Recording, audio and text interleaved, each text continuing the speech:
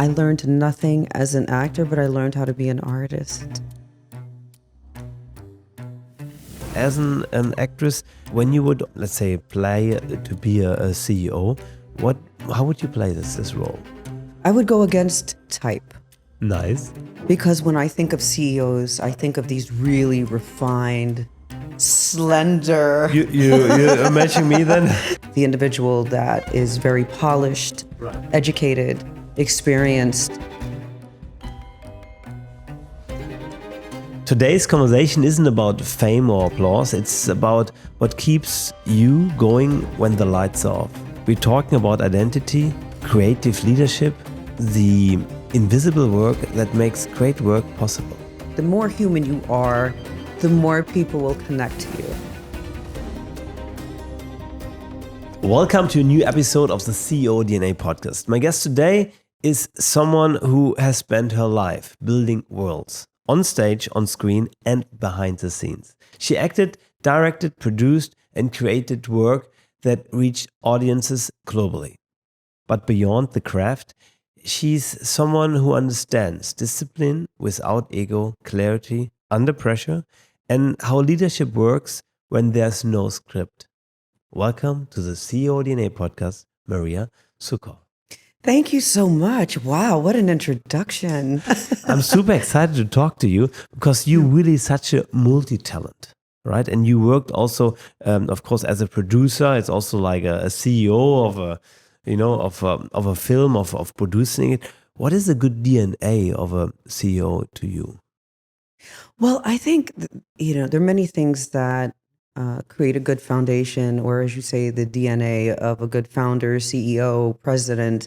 I think you have to have great leadership qualities. Right. And I think it's also about building the team around you. Yes. Film is a collaborative, but it is essential to have the right people around you. And it took me a while to figure that out. So you also acting Yes. in different roles as an actress. When you would, let's say, play to be a CEO, how would you play this role? I would go against type. Nice. Because when I think of CEOs, I Right. think of these really refined, slender. You're matching me then? the individual that has a really great mind, the individual that is very polished, educated, experienced, conservative. So I would probably play against that type to make. But you do have also those CEOs, with disruptive technologies. I think there's a few names I could drop for sure. Yeah. a few important CEOs that I've worked with. Yes, but I think each CEO shapes his or her identity always.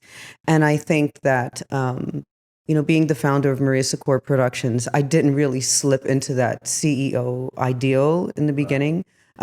People would say, oh, Maria's the total opposite of corporate America. But I think it's about structure. Can you tell? No. Can you tell when I have wild jewelry and but I'm a fashionista. So No, but because I would think you're more like really an artist. But I think it's also so important to understand for everyone listening, male, female, artist, not artist, creative, not so creative, that you can be a CEO because you can build the other elements that you need around you. And you did this with Maria Soccor production. You told me earlier off camera, look, I have such a great team. They guide me. And I think that works great. Well, I lead them and they try to harness me. They try to make sure I stay on the track, to be very fair. Right. So I think there's this new term called a multi-hyphenate. And I think right now, with whatever you do in an industry, whatever the industry may be, especially in entertainment, it's very hard to just stay and do one thing. Oftentimes, a great example as I started seeing this transition was Ben Affleck and Matt Damon. Not only were they writers, actors, but they were also producers. And when you start to think about that, and when you think about the field that you're in, you don't have to just necessarily do one thing anymore. And I don't see how you can, especially when it's a struggle. If you're not born into some form of family that is a Spartan of a giant in entertainment, it's really not going to happen. Right. So the multi-hyphenate, you have to do many things, especially with technology. Yes. It's giving us the opportunity to do so many more things. So you also mentioned leadership, that this is very important. So how do you lead? What can we learn from you, from your experience to build a great team around you? Somehow or another, there's this page that's going across my eyes. What is it? There are many things. I mean, the first thing is it's about structure. Right. It's about setting up whatever it is for success. Nice. And I break it down very simple. Mm-hmm. So let's say you and I wanted to open up a bakery, right? Where would that location be? What would be the structure? What would be the budget? How would we line everything up so we can make great croissants? I would be afraid you wouldn't keep the budget. I wouldn't. So on day one, I would already be you afraid. could just tell, right? Yes. So so that's a good point, right? We have these major ideas, and how do we pull back? And I think. But I would ask you, like, Maria, why did you hire a plane from France just to get the croissants for the bakery, and we sell it for $1? And you know what I would say to you? I'd say, how do we get it here and make it work for us? And so you see, like, this is the direction I would go in. Right. No, but I think when you're thinking about production, how do I do it? Well, I have a really great right hand. I have a right hand, and the right hand to the right hand. And I think it's all about really just being in control and being relaxed, doing the work and having a free mind. But how do you find those people? There's so many people listening out there who said, okay, I also want to have a great right hand, but the last one ripped me over. The one before were not so structured. How did you find those people? How do you build a successful team around you? So my process is very different. It's based on a lot of emotion. Can I connect with this person? Do we have the same values? Do we have the same ideals? Do we respect people and humanity? I think that is the foundation, because I can't really work with someone very closely if we don't share that. Yes, it's been very difficult to find good help. And young people are very ambitious now, and they're so tech savvy, so that really helps me along. However, it is also very difficult to find someone that's really devoted and committed to the work. And that for me is very important, because we live in an age now where younger people really understand work ethic, but they also understand how important it is to take breaks and have life. And we have to respect that, because I didn't come from that era. I came from that era where if somebody needed me and, they work 24/7, and if I need to be available 24/7, I have to be available. That's with production, even as an actress. I had to wait. I had to wait for the call. I had to wait for the audition. I had to execute. These are things that were very difficult for me to source and put together in the beginning. But now, I have some great help. Before we go deeper, a quick note. 48% of watching haven't subscribed yet to the CEO DNA podcast. If this show brings you real conversations with real leaders and visionaries, then joining the CEO DNA community helps us to bring even more powerful minds on this show. We don't run ads, we don't chase noise, we build conversations that change how founders and visionaries and people think. So if you want more of that, then please take a second, subscribe, and let's build this movement together. People will maybe watch it and think, okay, it's now easy for you guys to say, one is running in the fintech company all well, and the other one already has their own production company, is already a name in the market in being an actress. I think you're right. Looking back, this advice is very good to sometimes take some time off, and the recovery time helps you actually to be faster in the other time. I would argue, looking back now, but I also had this hustle culture where I said, okay, let's sleep less and try to. I think at one time I actually worked 3 days in a row without sleeping. So because my mom was coming in, I remember at home and said, "You still wearing the same thing like 2 days ago?" And I lived somewhere else, and I said, "Yeah." So I think it's important to understand that. I think every business has like a bit of a hustle period, but at one point to make sure that you also rest to be ready for what comes. Of course. I mean, not just a reset, but it's about your body. It's about what you put into your body. It's about how you respect your body and boundaries. And it is very difficult, because I could tell you that way back when you're working in production, especially in independent film, there isn't always a budget to feed the things that you need or whatever production necessity you must find, whether it be editing. And there are many days and many evenings I spent in post-production and editing and a night in a room like this and having ideas, or in a war room writing. And we're spending hours upon hours that nobody is calculating, that nobody is giving us overtime for. In the US, we have this overtime, time and a half, and things like that. When you're making a certain amount of money or you're at a certain level, there is no such thing. True. Right. Yeah, I know. So, for sure. so we have to be very conscious of our bodies and ourselves and taking care of ourselves. Yeah, it's sure. mandatory. Let's dive into Yes. the job of a producer a little bit. I think it's so interesting. So let's look at the business model a bit for us, talking also on this business podcast, but also mindset podcast, because I think it's what also can we learn from you being a producer in creating meaningful and sustainable businesses. So how does a business model work? So as a producer, you come up with the idea or not? Okay. So I've never said this before. Thank you. Oh, wow. It's just between us. Don't worry. It's just between us. Yeah. It's just a podcast. So producing is my least favorite job. Okay.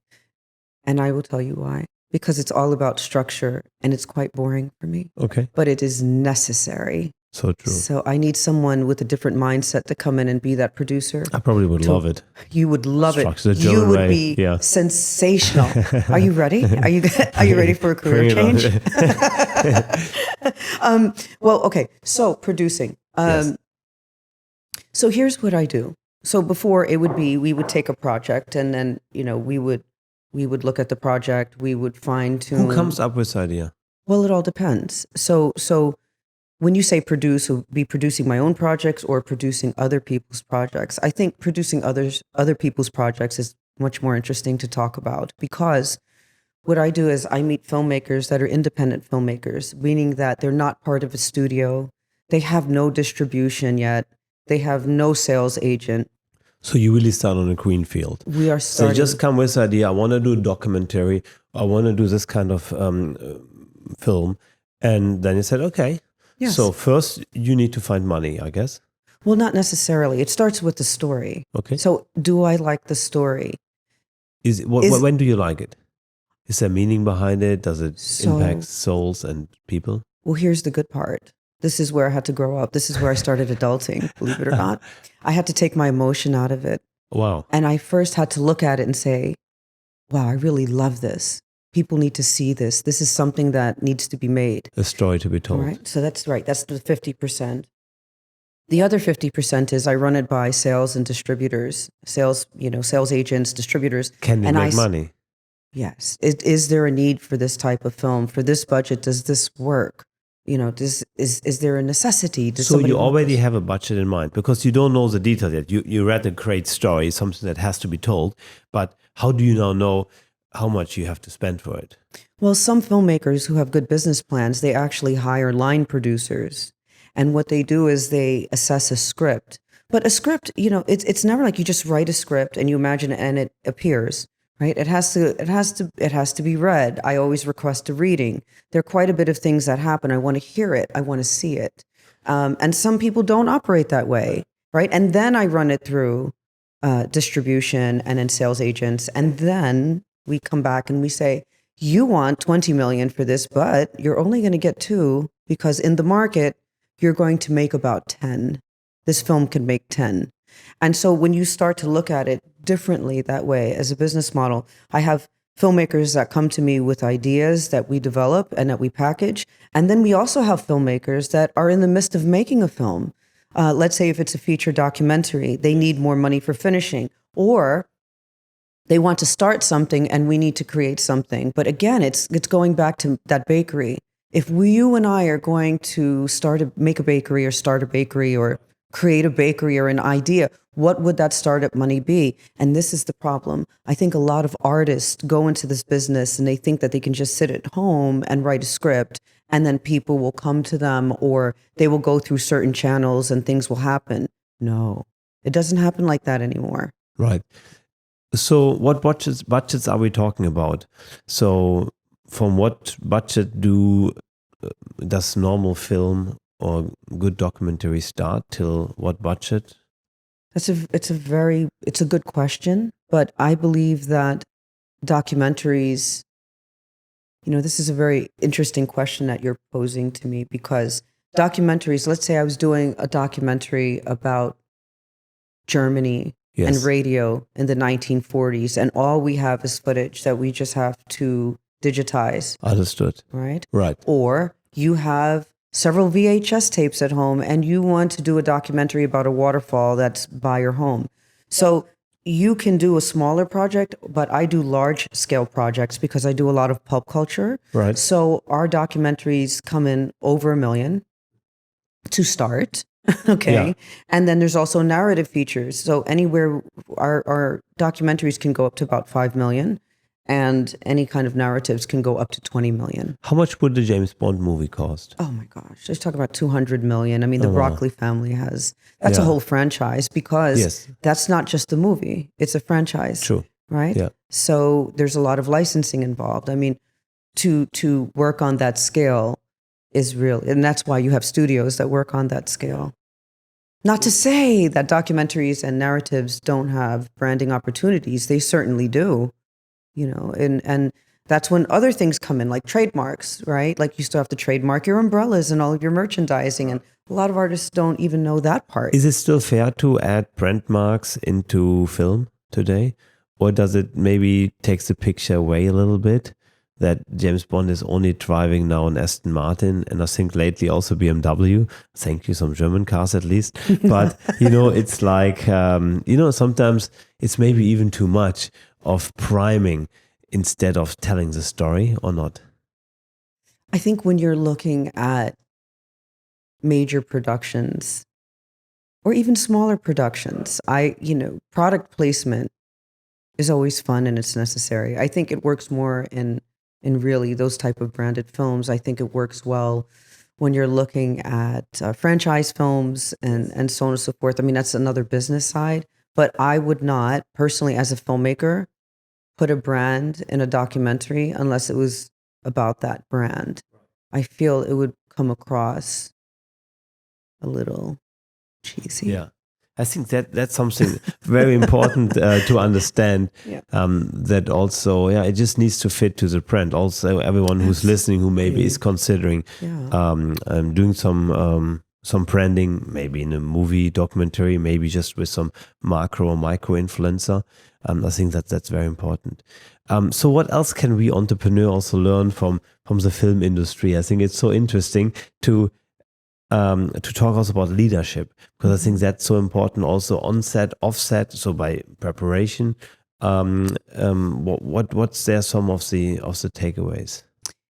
I think that, in my opinion, production has so many different pockets. Right. You have the back end, you have the production itself, you have the writers who sometimes never come on set and never get to see the characters, and then you have the post-production. I mean, what can you learn from it? I can say that not everybody has to be a writer and a director. I mean, you have to be out of your mind to be a filmmaker. That's Why? what I am. because it's not for the faint-hearted.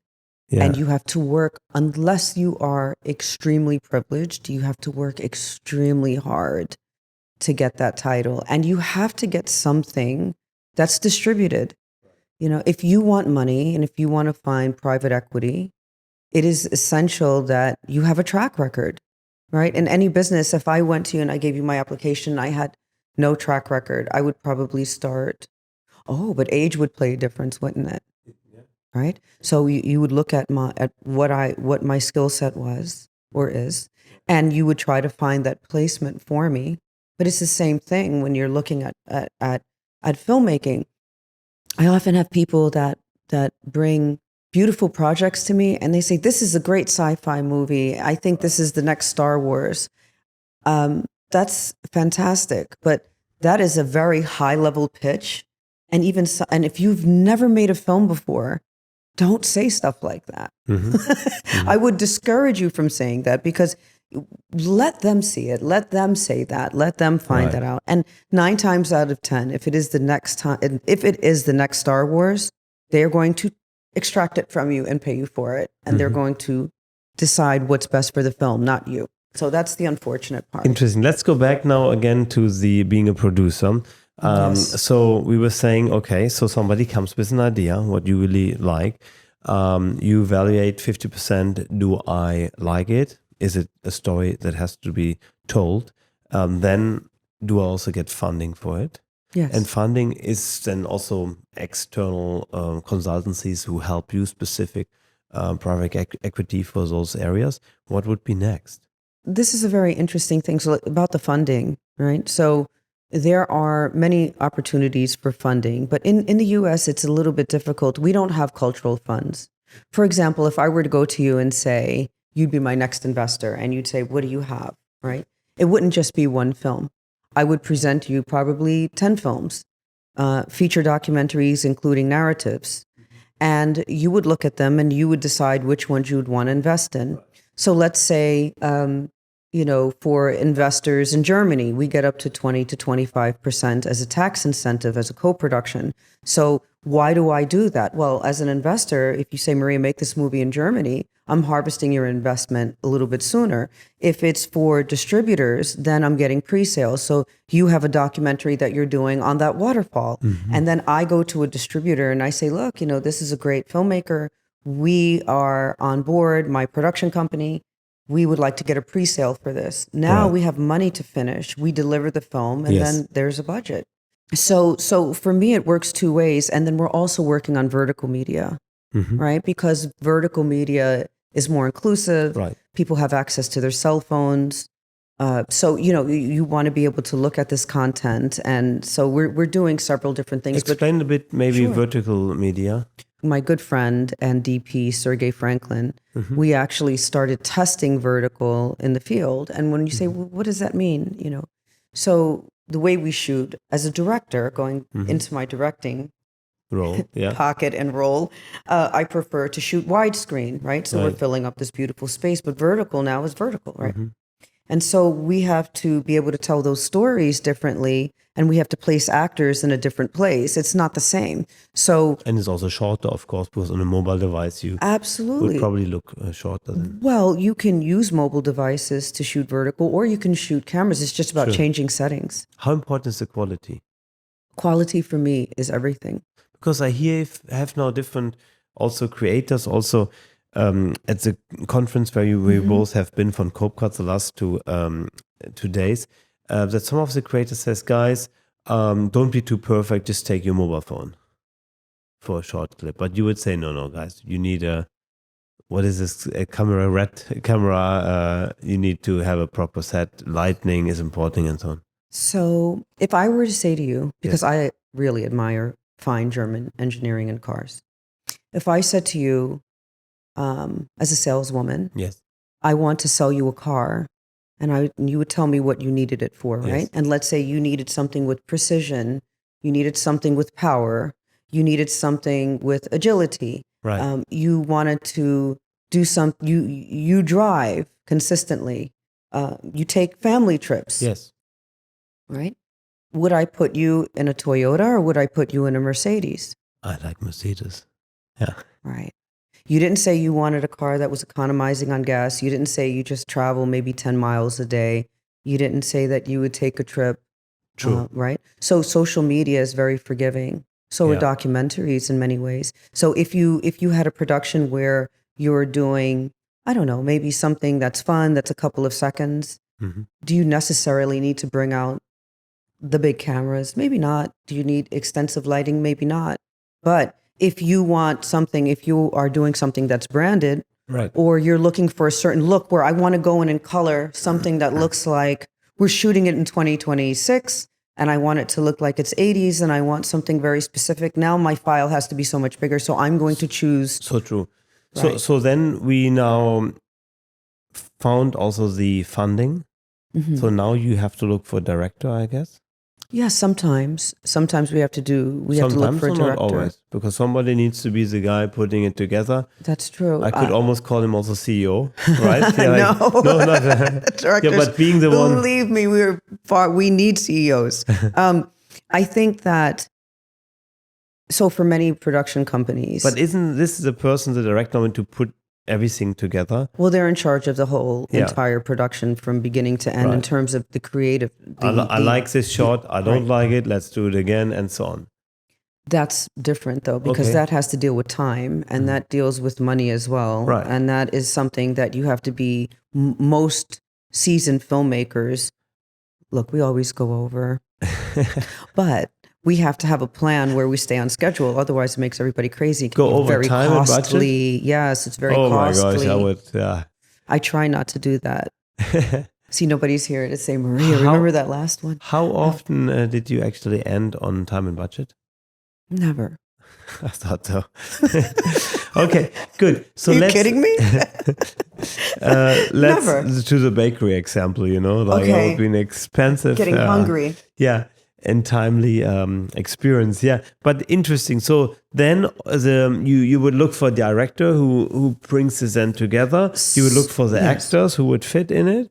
No. No, not necessarily. So if a project is at the inception and we've gone past the development, usually I'm there to babysit. My production company is there to make sure that everybody's doing what they are supposed to do, because I am in charge of my investors' money. Because you did a commitment, right? Right. Yeah. So Same as a CEO when he has shareholders and investors. Exactly. I mean, that's a commitment. And you have, sometimes correct. we do get hired to work with filmmakers to see a project to completion. And Right. sometimes people don't necessarily know about it, but I'm not here for that. I'm here for the work. So when you say, do I put everybody together, that would be more of a narrative type of film, right? Where we start from the beginning and then we're literally in charge of cast and crew. But on many occasions, I'm there to watch the money as well. I mean, overall, our production. And so I would be also qualified to be a boots on the ground producer.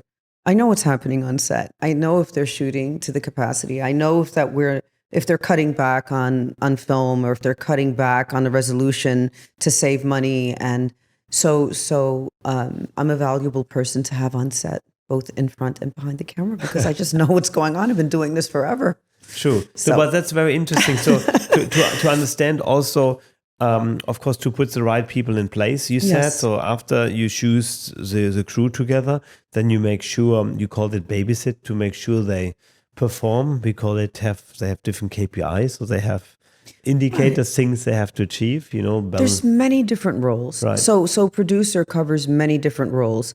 I'll give you some of the more higher stake ones. Ready? Okay. So cultural funds don't come in and then we have a shortfall of money. I have to figure it out.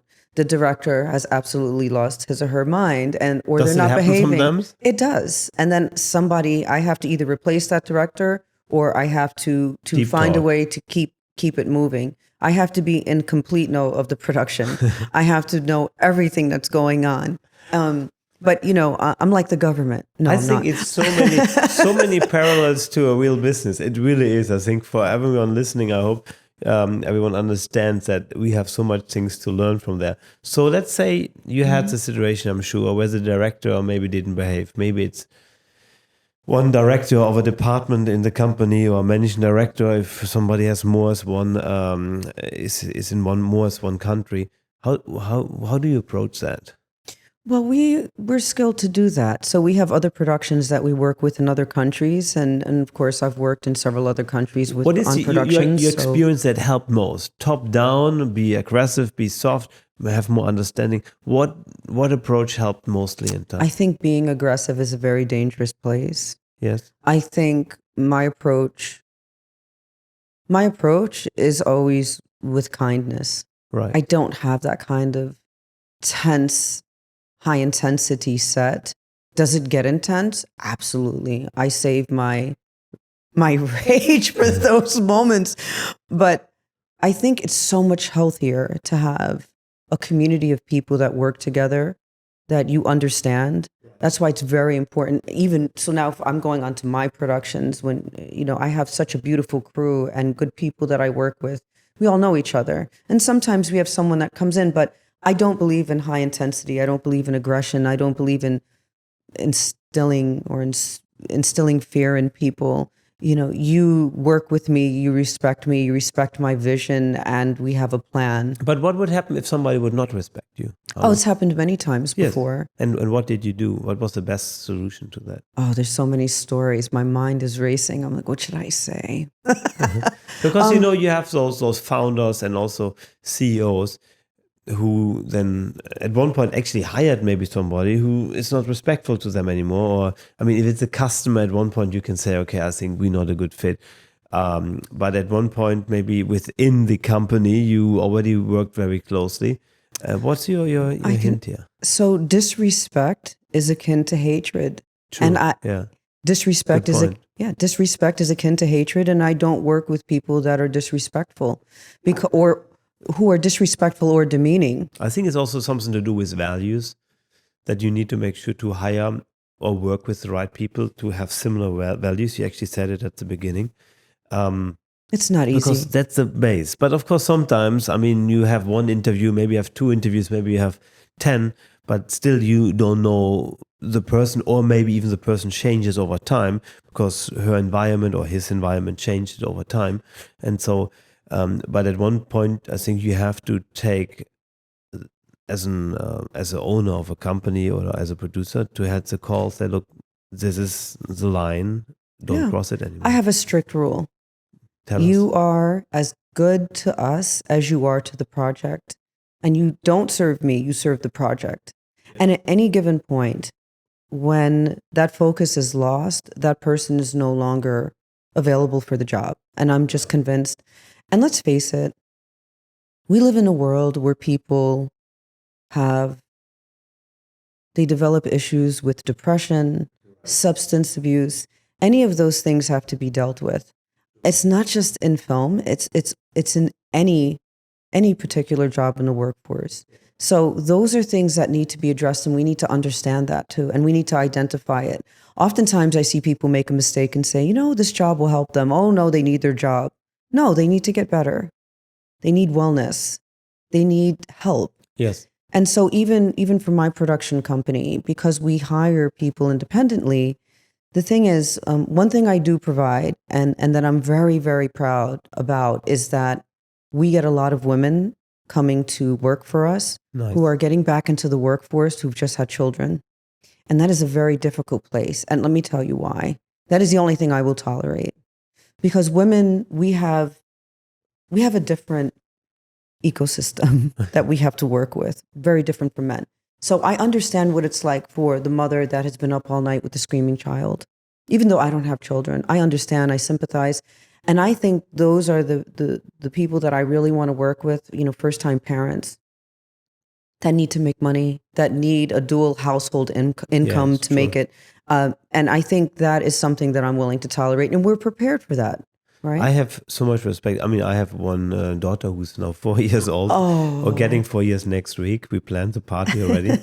And I have so much respect for people who have 1 kid, but especially everyone who has 2 kids. And then especially when we have 3 kids. And yesterday I met somebody who said, no, I have 4 kids, 3 girls. No, four girls, I think Sergey has. And I said, wow, respect, and building a business next to that. That's I think, multitasking. I just had a breakthrough. Why aren't we talking about this more? Why aren't we talking about parents? True. Why aren't we setting that foundation to show that parents, it's okay to work and be there for their children? Let's do a documentary about it. Let's do it. Yeah, I think that would be good. We can start with you. You have to check with you. I'm in. No, but that's really important, isn't it? Because now we're cultivating a society of people, right? We're instilling family values on set. A lot of my crew members have children, so I'm very conscious of that. I want them home for dinner, but they don't get home for dinner. Yeah. But they don't get home for dinner. It's interesting. I talk to a lot of founders and entrepreneurs on this podcast, but also offsite. Even yesterday with somebody, and they all asked me, what did change when you had a kid? But they only ask this question once their partner is pregnant or when they're expecting, or when they just received. And it's interesting because so many perceptions are different. So, for example, people say that you do less work, and every of my friends who became parent actually had a higher outcome than they had before in business. Even that they thought, oh, before we are already hustling like crazy. But the focus you will have when you do a task is so much more when you have a kid, because you really want to spend then, at least your hour or whatever your time with a kid. So you really focus on something, and also the reason why you do something is a lot higher. So it's interesting. Yes, but also, guess what? The partner, the mother, the partner, whoever it might be, we leave these things out, and True. and that type of pressure. Oh my gosh, yes. Right? I mean, I have so much respect for every woman who gives birth. After I went through, I thought it's all about Hollywood, getting the baby, so we went to the hospital here with my wife, and I thought, oh, it's all Hollywood, it will be so nice. I don't want to say it was one of the most scariest times, but it was definitely nothing to do with like what I thought it's in the movies, that everything is so nice and everybody's happy around. We also had some complications, but I think actually almost everyone has, or lots of have, who give birth. So it's quite interesting. Yeah. When a woman is carrying a baby in her body, there's always complications. Yes. Right. And I think that's the other thing we're not ready for, but I don't think we should be ready for that either. I think every child has their own bread that they carry underneath their arm. And I think that we also have to look at, when we look at children, right, how sensitive it is. And then we still have to work, and we have to do things. We have to take care of our partners. We have to take care of the people we love and children. And, I think it's such a beautiful, it's such a beautiful thing to do and to have. Like, I didn't have that opportunity because I was always working. What is the learnings from the mothers who come to you, because you like to work with mothers who go back to the workforce, if I may say? What are the learnings? What can we tell the people outside? What they should focus on, what they should not do, what they maybe should do? Is there something? So asking for help is the most difficult thing a person can do. Strange, yeah. And I think we have to be more kinder and more embracing. Yes. Because even you as a CEO, I met you a couple of days ago, you were so warm and welcoming, but then, I would see you in your role and you were very serious. And then there were times when you would say good morning to you. And then there were times when you would just nod and keep it moving. I think that, for mothers entering the workforce, just be very honest and be prepared. Right. Yeah. So whether you're going into construction, whether you're going into production, whether you're going into the office and you're working for a CEO, find that mindset that gets you prepared for your day. I think that is about 90% of it. What is it that you have to prepare the night before to get your children to school, or whatever it may be, or for a nanny, or for your family member to watch your child? I often see people scramble in the morning. Women were able to handle many different things and wear different hats. It's just in our nature. It's in our DNA. But I like to see women that are very honest, and they come to work and they look at me and they say, I'm having a really bad day. And I said, you know what, take 5 minutes. I'll see you in 5 minutes. Thank you. Simple thing. And that's actually sometimes okay to take the 5 minutes. It is. I'd rather just stop everything, regroup. And I think that saves us so much more time and energy. But also, let's face it, childcare is so expensive. Right. Like when you think about it, like, who are you going to trust your children with? You want to educate them. You want to make sure they're healthy and safe. So we have to understand people are working with those dynamics, not only for people who are working within who are suffering from depression, people who are suffering from substance abuse, but then we also have mothers who are also struggling, right? So we have to be very sensitive to that.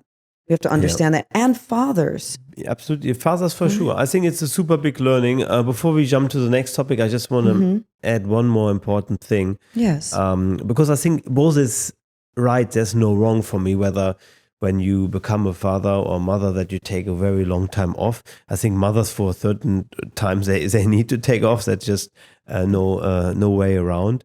And I had also a business friend who actually took his business almost offline and said for 2 years, I'm just focusing on. Me personally, I did not want to do it because I also thought it's not fair to my daughter to say her, I will pause my dream for only for her. I think at one point she maybe also looks back and said, don't put that burden on me, to ask what if would happen when you would continue. And I think you will find a way no matter what. So I believe don't pause your dreams for being a dad. I think there are a lot of examples that you can make it work. And yes, there will be tough times. For sure there will be tough times. But you can make it work. And like the 4 minute mile, once somebody did it, you say, oh yeah, look, this person also was able to do it. Yes, sometimes I have 4 hours sleep because there's a new tooth coming, or the child is sick or something. And luckily, I'm also very lucky with my partner, my wife, who's really also supporting, or we're trying to support each other, let's put it this way, yeah. That's so good to hear that a family stays together. Yeah, and I think that's the base. Also for a company. I mean, you should always, especially when it's tough. That's what I always tell my team. I said, look, especially when it's tough, when we got media tech, when we, a new law came or the banking authorities approached us, and now we're actually good friends with everyone here. But, like I said, okay, now let's come together. That's a lot of pressure because my crew, they're my family. Yes. My fellow colleagues are my family. We work together so closely, so intimately. And for me, it's a big responsibility. I have to make sure that they are paid. Is it good to have a family? Like that, to have your company as a family? You think it's good? I think for me, it's the way I like to operate. Some people don't. I think when it's, there are times when we started talking about some of the hard times, like how do I face the hard times? You are going to experience a lot of bumps in the road. There's no doubt about it. But if you are in control of your company, then I prefer to work with people that I can call family, friends. Of course, there are things that are not personal. There's a lot of people you remain professional. I mean, it's just, but I prefer to work closely with people that I feel comfortable I personally stopped calling it like so much family, call it more my dream team. Because I think it's like, I really want to work with the people, with the values, with, the souls and the minds together who are my dream team. And it's like maybe a soccer player like Ronaldo.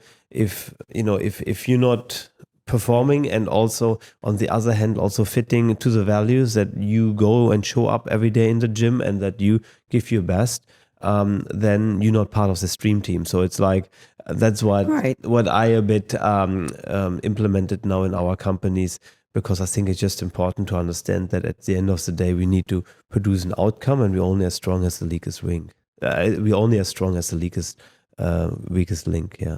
It's a very good point, but it's just natural human connection. You will get connected to people, and especially if you admire their work ethic. True. If they serve the company, serve the purpose, if they serve the film, and those are people that you'd want to continue to work with. Would you agree that you're only as strong in your team as your weakest link? No, I would say your team is only as good as your leader is. So it's all on the leader? I believe so. Interesting. Wow. Yeah. I think that's also why I started this podcast, by the way, because there are studies showing that the leaders have the biggest impact in the entire organization. Well, everything falls on me. If something doesn't get done, if something happens, so is it okay that the leader then earns the most money? If you have the most responsibility, if you are the most responsible to produce the outcome, is it also okay that you get the most money? Because there are lots of discussions going on in different companies. I think Porsche was the last one I was reading about, that the CEO or the leader team got so much money, or Goldman and Sachs, okay, they're not there anymore, but some bankers, even when the bank did not perform well, but they got a big bonus.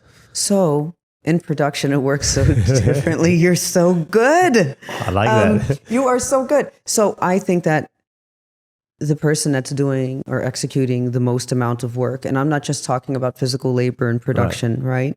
I'm talking about the person who's really leading the team, Yes. then I would say yes.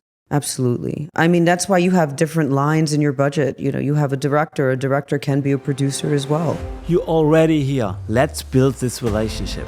If you're still watching, there's a reason. You're not here for the noise. You're here for the real story. So join us properly, subscribe. Let's stay close and let's grow this conversation and this group together. Yeah, look, it's so interesting, the parallels to the business world and what we can learn here.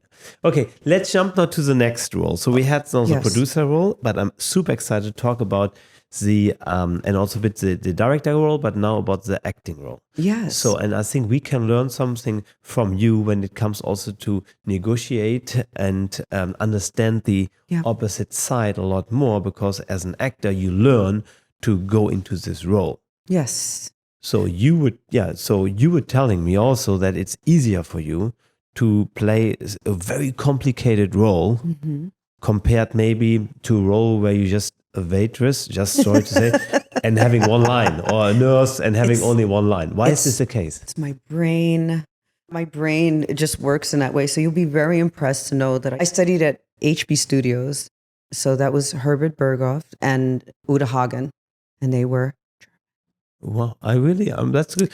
So what do you learn there? So what do you learn as an actor? I never really looked into this. I learned career. nothing. I learned nothing as an actor, but I learned how to be an artist. Wow. But so you must somehow, it must be almost like a psychology study or psychology studies, because you need to understand, okay, if I'm now a CEO or business owner, I must more act like this normally, mainstream. Is that correct or not? You know, the whole idea of me fitting into a founder and a producer and a business owner is such a facade. I swear this is not a role, but it's not what I do. The impetus for me to do that was the fact that I had so many doors shut in my face. And then I also had to realize that the film is a business industry, like it's a business. But going back to acting. And a good business, because I actually met some people who invested in big films, and I was shocked what the return of investment was.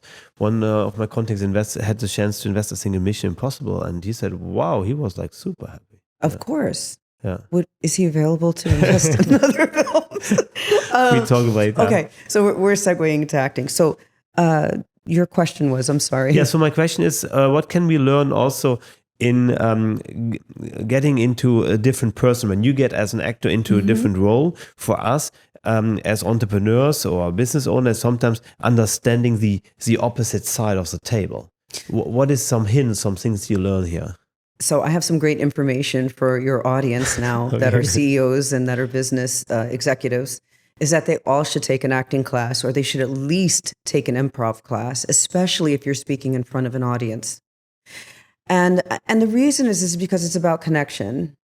It's really getting you comfortable, you know, acting. And so when you went back and you said, what did you learn as an actor? I learned nothing as an actor. I learned to be an artist. You learn how to breathe. You learn how to relax. You learn how to prepare for what you are doing. Because let's face it, a lot of these panels and things like that, I was very impressed with your panels, because not only were people prepared. So we had a meeting in Dubai. Yeah. You were invited. Yes. And we had different panel discussions. Yeah. Yes, but also, you know, the PowerPoint can become monotonous. True. Right? But if you're injecting things that you're reading, like I was very impressed with Raul. I never even got a chance to meet him. I think he was like the untouchable. Yeah. I was very impressed by him because he was bringing up Kurzweil, and he brought up Viktor Frankl. And Viktor Frankl said, the will to live is so ingraining that people will do whatever they have to do to survive. And it's like the basis of everything, you know, in your DNA when you think about it. But I think that it was essential for me to take classes. So I started taking just acting classes in terms of projection and being able to speak. And that's very important for stage. It gets too big in film and TV. But what I enjoyed the most is that I learned how to breathe, how to memorize, how to and really slip into fiction. For me, that was the most important thing.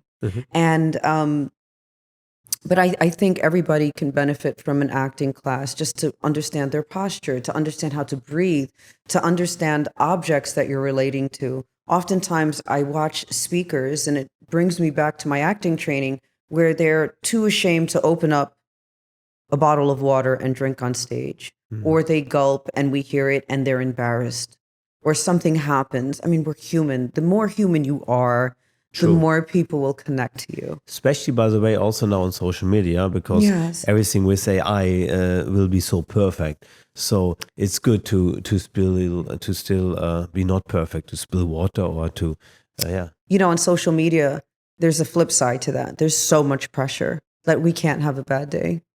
I love it when people look at me on a story and they say, Maria, you look different. I'm like, well, how do I look good, different? Different or bad? Different. Right. Not true, but it's true. But on the other hand, sometimes also some people like it as well. I always try to see both sides, you know. So maybe also some people go on social media to see some happy people because they just in hospital and they see everybody like with sad faces for any reasons. So sometimes it's also good. So maybe it has both sides, but I think it's important to be authentic, you know, to also say, well, today my dog died and I'm not feeling good or something. So I did this actually. I got lots of love from people and because they always watched my dog on social media and they had a relationship with this dog as well. Lulu, God bless you. And it was, I hope I get equal or more amount of views than your dog.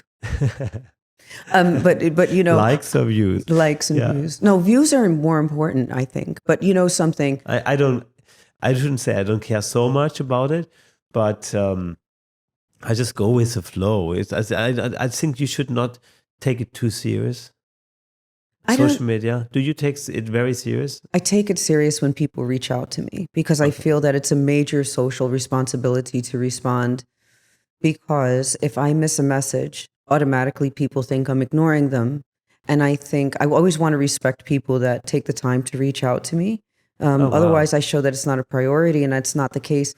But I think for me, it's too impossible. Really? Impossible is nothing, but it's just we get a lot of messages, and then we have users who use one of our software and say, "Oh, I have a glitch here. Can you help me?" And then we found out there's something. But see, this is the system. But this is the system we signed up for. True. Yes. Right. Good so point. now, I sent you 12 DMs, and I'm so. Oh no, I'm kidding. No, but I think that it's so important that we manage that. Now we have to find someone to manage our social media. True. Yeah, it is true. Right? But on the other hand, I also want to do it myself because I think it's sometimes nice. But I do have some help as well to post something and here's the other organize. thing. What are we looking at on social media? And I think that's really important when we're looking at algorithms. Like when I'm looking at things, am I looking at more inspirational things that make me smile and laugh, or am I looking at things that maybe so true. Right? Yeah. So what are we looking at? Let's go back one more time. So the acting, what can we as entrepreneurs, CEOs, founders learn from this school of acting? Because you said you should do an acting class, but for what? To understand how to relax, how to breathe, bring your emotions down, but also how to understand the other side. I think it's so important sometimes, or not? It's about the human connection. Right. I think that it would say, well, why would I need a business class? Right? The more that we learn, the more information that we get. We are living in an information society. True. So I think the more information we have, the more that we learn, the more we can apply it to our day to day. Yes. And acting is very important because you can do brilliant presentations, but if it doesn't move a crowd, if I wasn't inspired, if I've learned nothing, if I was just impressed with your brain, right, what would I have learned? So I think that taking an acting class is excellent because it creates that connection. Yeah. So many learnings. Thank you so much for that. Oh, from thank you. From acting, from producing, from also directing a film, and also how it is to be a parent and still go back to the workforce.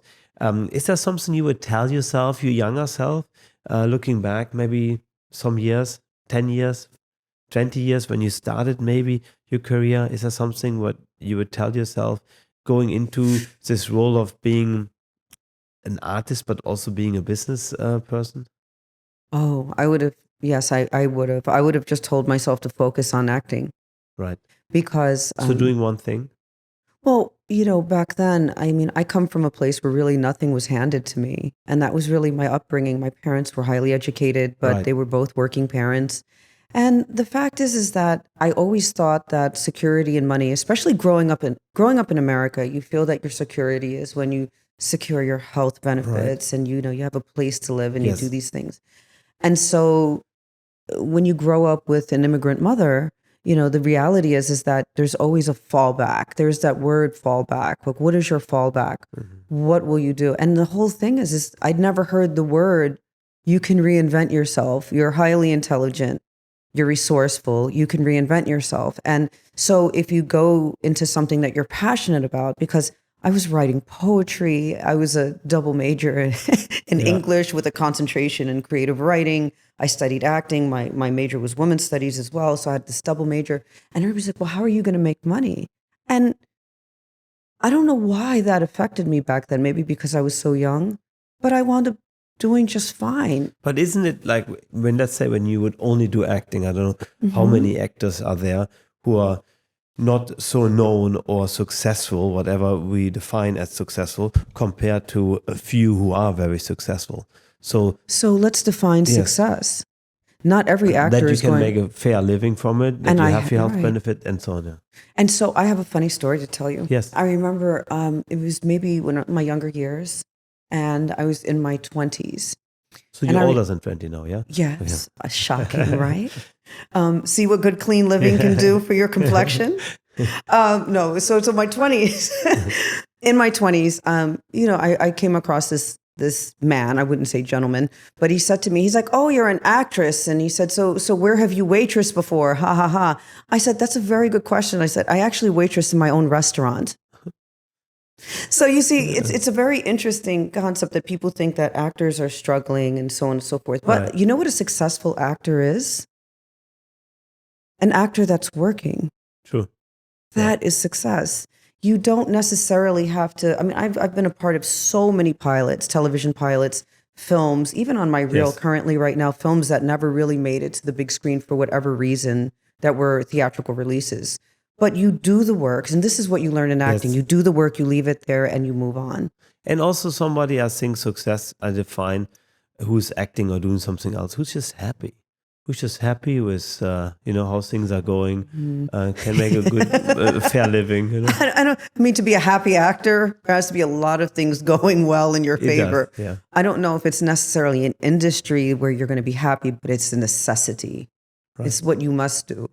Maria, thank you so much for this very diverse conversation. I highly appreciate you. that. I knew it would be diverse once we met, but this is what Thank I you. actually were looking forward to. So thank you so much. Thank you for Appreciate it. having Thank me. you. This was so much fun. Thank you. Before you go, a quick note to all the entrepreneurial listeners out there. If you're looking for a reliable and efficient way to scale your online business and payments, I highly recommend checking out copecard.com.